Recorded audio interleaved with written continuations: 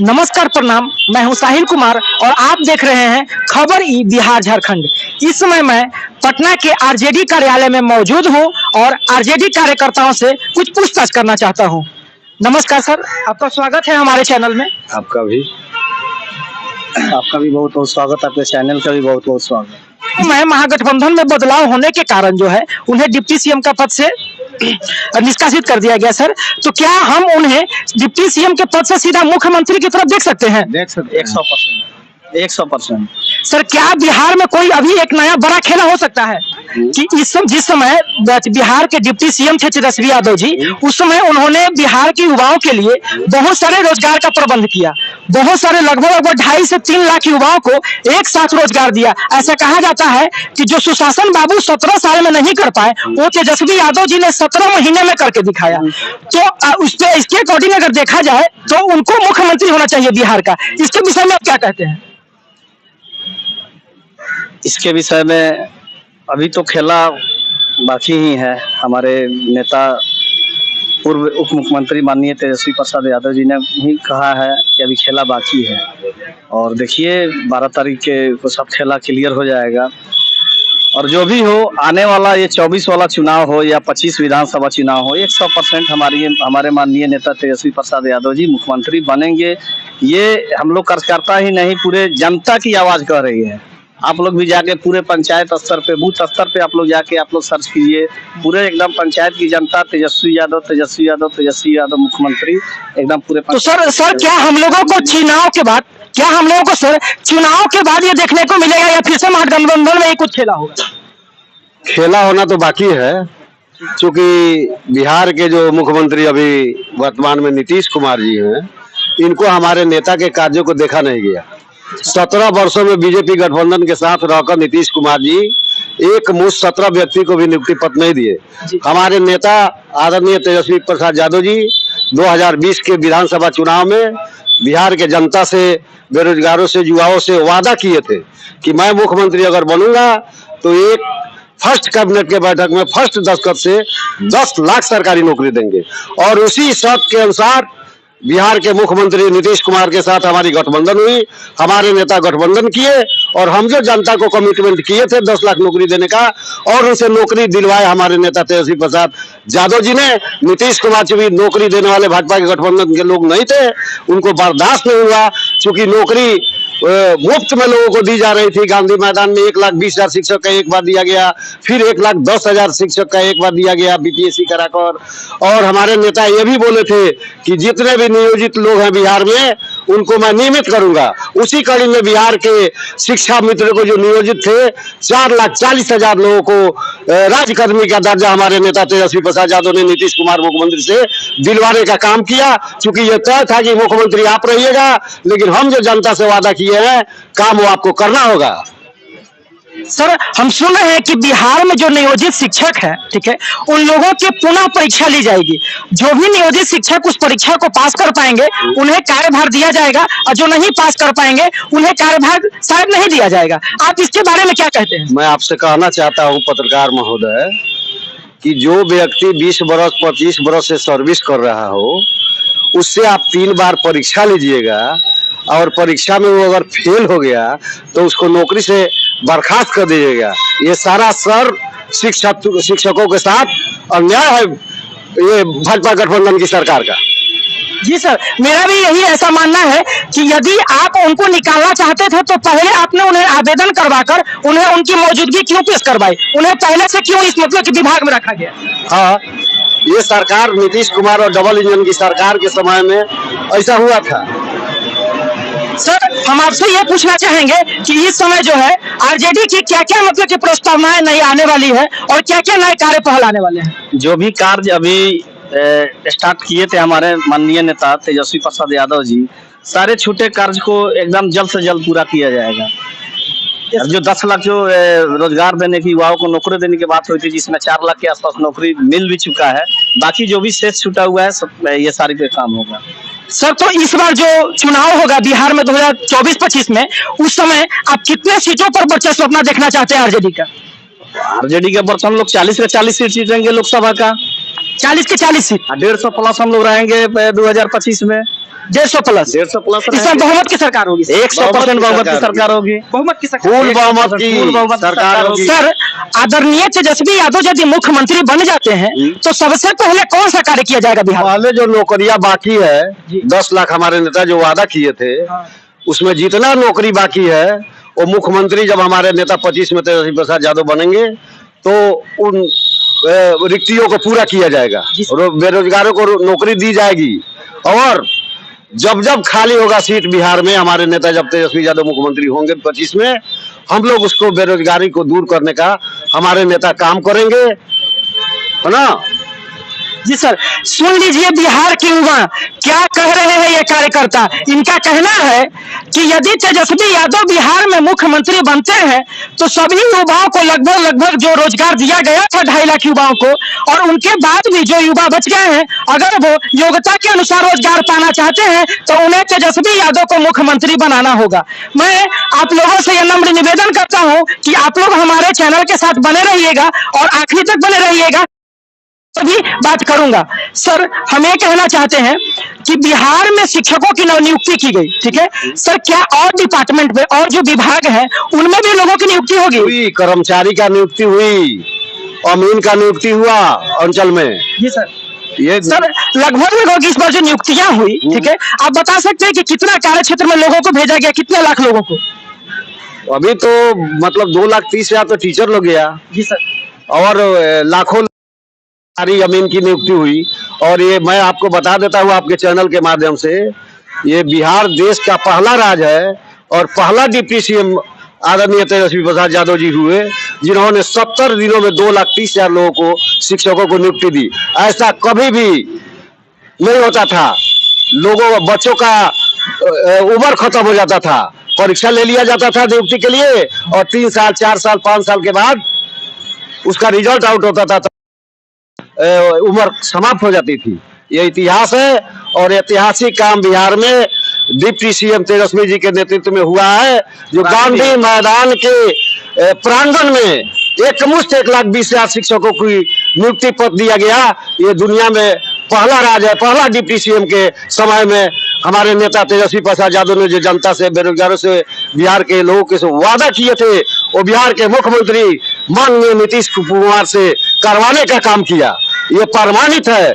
मैं पूछना चाहता हूँ 17 वर्षों के डबल इंजन के सरकार में क्या माननीय बिहार के मुख्यमंत्री नीतीश कुमार जी और ये डबल इंजन की सरकार ऐसा नियुक्ति क्यों नहीं किया? इसलिए ये क्रेडिट हमारे नेता आदरणीय तेजस्वी प्रसाद यादव को जाता है, राष्ट्रीय जनता दल को जाता है, हमारे राष्ट्रीय जनता दल के सहयोगियों को जाता है कि हमने जो जनता से वादा किया उसको पूरा करने का काम किया। ये डबल इंजन के सरकार को ये देखा नहीं गया। ये चाहते हैं कि बिहार में पढ़े लिखे लोग बेरोजगार रहे, इसलिए हमसे गठबंधन तोड़कर और फिर डबल इंजन की सरकार में बेरोजगारी पालने के लिए अपने सत्ता के लालच में, कुर्सी के लालच में नीतीश कुमार जी चले गए। सर मैं ये कहना चाहता हूं कि जिस प्रकार से तेजस्वी यादव जी का मैंने एक वीडियो दिखा था, काफी आदरणीय और सम्मानित व्यक्ति हैं, उन्होंने किसी सरकारी अस्पताल में रात के समय में जाकर और वहां के व्यवस्था का जायजा लिया था, उसका मूल्यांकन किया था। तो सरकारी स्कूलों का, सरकारी अस्पतालों का जो मैनेजमेंट, जो व्यवस्था खराब हो रही है, क्या उसी प्रकार से तेजस्वी यादव जी फिर से जायजा कर उन लोगों का जायजा लेंगे और उन्हें सुधार करने का प्रयास करेंगे? निश्चित लेते रहेंगे और उससे भी सत्ता में रहने हम लोग विपक्ष में रहेंगे, हम लोग लेते रहेंगे। यहाँ तक कि आप देखे हैं कि मेडल लाओ और नौकरी पाओ, माननीय हमारे नेता तेजस्वी जी का दिन है।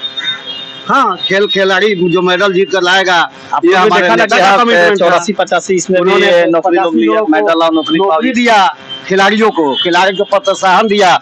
और बिहार का पहला स्वास्थ्य मंत्री है जो 1 बजे रात को भी गरीब का जो इलाज सरकारी अस्पतालों में होता था उसको देखने के लिए, निरीक्षण करने के लिए तेजस्वी प्रसाद यादव जी जाते थे। डबल इंजन के सरकार में मंगल पांडे जी स्वास्थ्य मंत्री होते थे, अपने आवास से नहीं निकलते थे।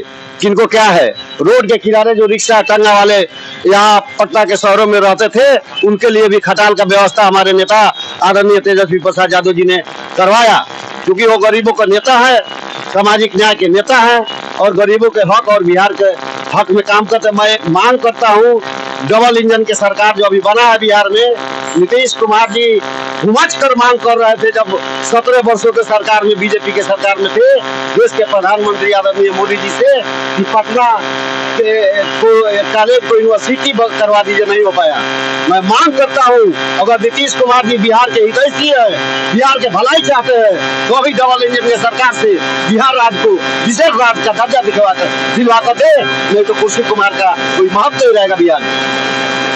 जी सर, और सर मैं ये कहना चाहता हूँ कि जब भी सत्ता पक्ष और सत्ता के विपक्ष, ठीक है, जब एक दूसरे के सामने होते हैं तो एक दूसरे पर हमला करते हैं, एक दूसरे पे बातों पर कटाक्ष करते हैं। तो जो तेजस्वी यादव जी के ऊपर जिन्होंने इतना बड़ा काम किया, ठीक है, फिर भी विपक्ष इनके ऊपर हमला करती है, तो उनके ऊपर आप क्या कहना चाहेंगे? विपक्ष जब हमला करती है, जब हम लोग सरकार में थे तो विपक्ष बीजेपी थी। बहुत सारा एलिगेशन लगाते हैं वो लोग, बहुत सारा कहते हैं कि उन्होंने ये किया वो किया। इसके बारे में अपने अंदर झांक के देखे ना, 17 साल के अंदर में वो देखे ना झांक के कि वो लोग ने क्या किया नहीं किया। तो सुशासन बाबू का कहना है, आदरणीय नीतीश कुमार जी का, कि हमने बिहार को रोड दिलवाया, हमने बिहार को स्कूल दिलवाया, हमने बिहार को यूनिवर्सिटी दिलवाया, हमने बिहार में व्यवस्था मतलब कि सही किया। पहले के लोग जो है अंधेरे में चला नहीं करते थे। इसके विषय में क्या करेंगे? उनसे पहले जो है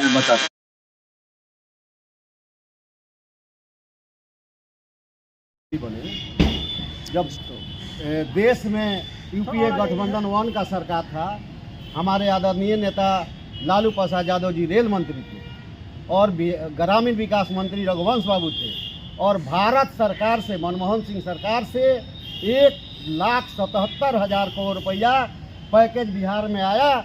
उसी पैसा से ये रोड चमकता हुआ दिखाई आपको पड़ रहा है, जिसको नीतीश कुमार जी भजा रहे हैं आज कि मैं रोड बनवाया, मैं पुलिया बनवाया।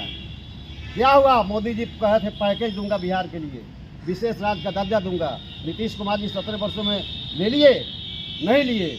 हमारे नेता जो घोषणा करते हैं उसको पूरा करते हैं, और ये डबल इंजन की सरकार, जुमलेबाजों की सरकार जुमलेबाजी करती है। सर, जिस प्रकार से मुझे पता है, तो जिस समय आदरणीय लालू यादव जी जब सत्ता में आए थे, उस समय बिहार का जो है विकास जो शील है, बिहार जो विकासशील राज्य है, उस समय उसकी बहुत गति जो है बहुत बढ़ गई थी। आदरणीय लालू यादव जी ने बिहार को एक नया पहचान दिलवाया था, और बिहार के लोगों को एक नया पहचान और एक सम्मान दिलवाया था। क्या आप देखते हैं कि तेजस्वी यादव जी उसी प्रकार के पहचान और सम्मान को दिलाने में कामयाब हो पाएंगे? हमारे राष्ट्रीय अध्यक्ष श्री लालू प्रसाद यादव जी कर्पूरी ठाकुर जी के रास्ते पे चलने के काम है, और लालू जी के ही रास्ते पे हमारे नेता तेजस्वी प्रसाद यादव जी ही चलते रहेंगे, और जितने भी अधूरे कार्य हैं सबको पूरा करने का। आदरणीय नेता जब बिहार में 1990 में लालू प्रसाद यादव मुख्यमंत्री हुए, मैं जो आपके सामने बोल रहा हूँ, मैं तुरहा जाति से आता हूँ, भोला सा तुरहा बोल रहा हूँ। 90 के पहले जात बताने से हम लोग डरते थे। हमारे नेता सामाजिक न्याय के योद्धा हैं आदरणीय लालू प्रसाद यादव, और हम गरीबों का जुबान है। हमारे नेता ने हम लोगों को जुबान दिया, और हमारे आदरणीय नेता जब बिहार में डिप्टी सीएम बने तो इन्होंने आर्थिक आज़ादी दी, बेरोजगारों को रोजगार दिया, सरकारी नौकरी देने का काम किया तेजस्वी प्रसाद यादव जी ने। इसके पहले भी 2 डिप्टी सीएम थे डबल इंजन की सरकार में, एक भी नियुक्तियाँ नहीं होती थी। बिहार की जनता आज तेजस्वी बाबू जिंदाबाद चिल्ला रहा है। सर, हम एक और बात कहना चाहते हैं कि जब बिहार में जातीय जनगणना हुई, उस समय आरजेडी ने कहा कि हमारा जो है इस समय चुनाव में अपना वर्चस्व होगा, ठीक है। तो क्या जातीय जनगणना को देखकर केवल आरजेडी ये कह सकती है कि किसी एक विशेष जाति पक्ष से लेकर हम अपना वर्चस्व जमाएंगे, या सभी जातियों को लेकर हम चलेंगे? नहीं, हम सभी जातियों को लेकर चलेंगे। हमारी पार्टी तो हमारी जाति A to Z की पार्टी है, हम सभी जातियों को लेकर चलेंगे। और ये जातीय सर्वेक्षण जो हुआ बिहार में, हमारे नेता के कहने पर हुआ। नीतीश कुमार जी बीजेपी की सरकार नहीं कराना चाहती है, आज भी भारत सरकार नहीं कराना चाहती है जातीय जनगणना। ये आदरणीय नेता लालू प्रसाद यादव जी सदियों से मांग करते आए हैं, और इस जातीय सर्वेक्षण जो कराया गया, इसलिए कराया गया कि कौन आदमी कूड़ा फेंकता है, कौन आदमी झाड़ू लगाता है, कौन आदमी किस जाति का लोग ठेला चलाते हैं, किस जाति के लोग भूमिहीन है। इसलिए इसका सर्वे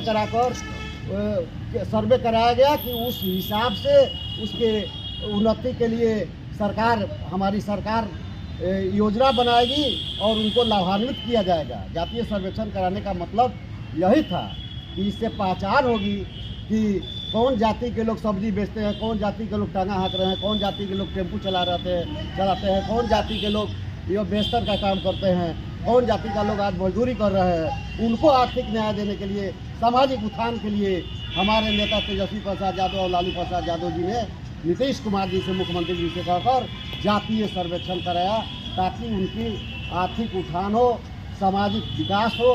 ये हमारे दोनों नेता का देन है, तेजस्वी प्रसाद यादव और लालू प्रसाद यादव जी।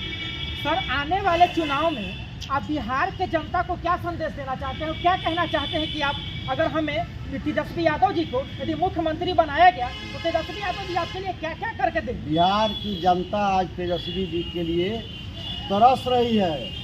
इसलिए तरस रही है कि सबसे ज़्यादा बेरोजगार तरस रहा है लोग। जो युवा जो पढ़ लिख कर उम्मीद लगाया था कि हमको नौकरी मिलेगा, आज उन लोगों को अफसोस है बिहार में कि अगर तेजस्वी जी डिप्टी सीएम रहते ही सरकार में तो 10 लाख नौकरी मिलती और 10 लाख रोजगार भी हम लोग को मिल जाता।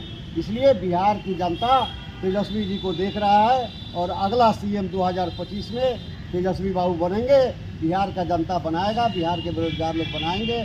और एक अत्याचार अंग्रेजी शासन और माननीय बिहार के मुख्यमंत्री नीतीश कुमार जी के पाठक जैसे नौकरशाहों से करा रहे हैं, जो बिहार का शिक्षक समाज आक्रोशित है। आज तक दुनिया में 9 बजे से लेकर 5 बजे तक पढ़ाई सरकारी विद्यालयों में नहीं होता था।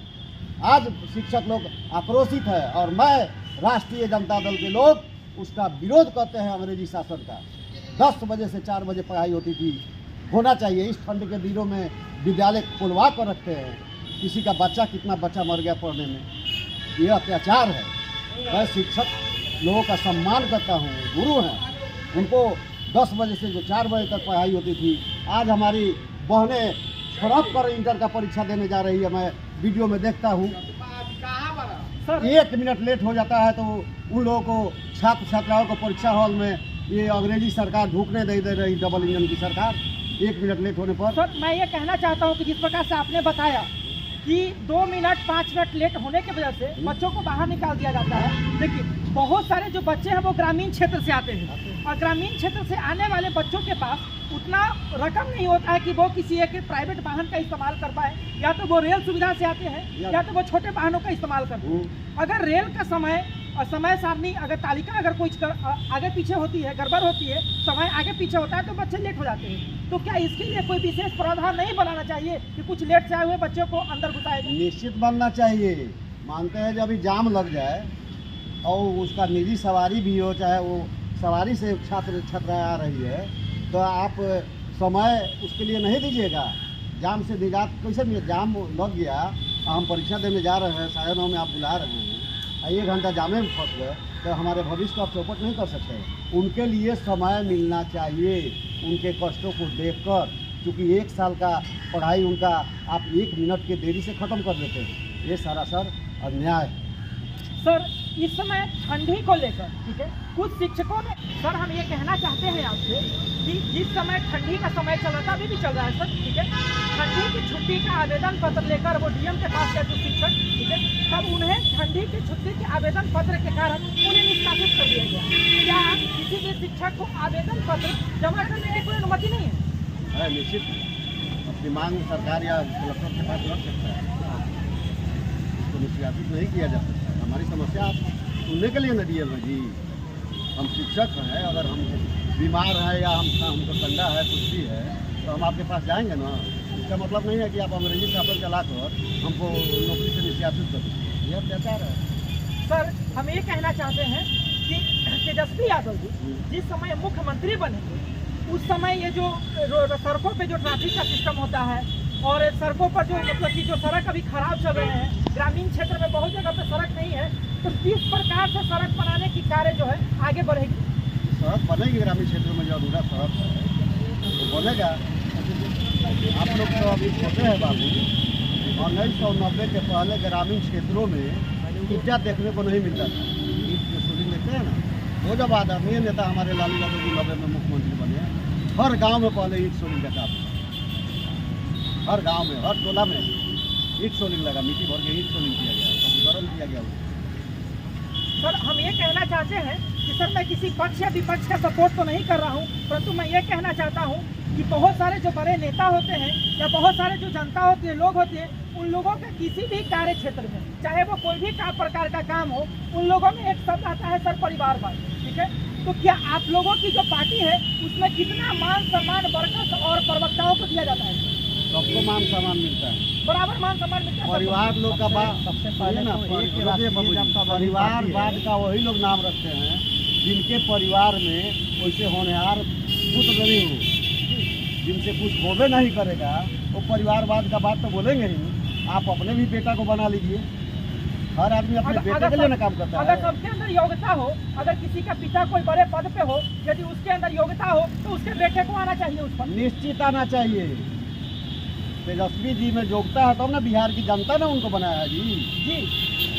लेकिन जो सर कटाक्ष करते हैं इस बात को लेकर, उनको आप क्या संदेश? क्योंकि उनके पास परिवार नहीं है, उनके घर में वैसे संस्कारी पुत्र नहीं है, तो परिवारवाद का बात बोलबे करेंगे। जैसे देश के प्रधानमंत्री नरेंद्र मोदी जी हैं, उनको बाले बच्चा नहीं है, वो किस परिवार का बात करेंगे? नीतीश कुमार जी है तो उनका बेटा है, तो अपने बेटा को आप आगे बढ़ा लीजिए। मेरा बेटा संस्कारी है तो बनेगा। बिहार का जनता जिसको मान लिया वो नेता हो गया। तेजस्वी जी नेता हैं, लालू यादव जी के बेटा है, लेकिन आज बिहार के वो नेता हैं जी। तेजस्वी यादव जी तो मुख्यमंत्री बनेंगे, उनके बड़े भाई श्रीमान तेज प्रताप यादव जी के बारे में आपका क्या कहना है? तेज प्रताप जी उनके भाई बड़े भाई हैं। बड़े भाई वो कहते हैं कि मैं कृष्ण हूँ, मैं अर्जुन को आशीर्वाद दिया हूँ, अर्जुन मेरा आगे बढ़ेगा। जी सर, धन्यवाद करना चाहता हूँ सर, मैं आप लोगों का धन्यवाद करना चाहता हूँ। आप अपने कार्यभार और अपने निष्ठा के प्रति जो है धार बनाए रखिए और उसके प्रति प्रेम बनाए रखिए। धन्यवाद। आप देखते रहिए खबर है बिहार झारखंड। मैं हूँ साहिल कुमार और हमारे कैमरा के पीछे हमारे साथी संजीत कुमार खड़े हैं।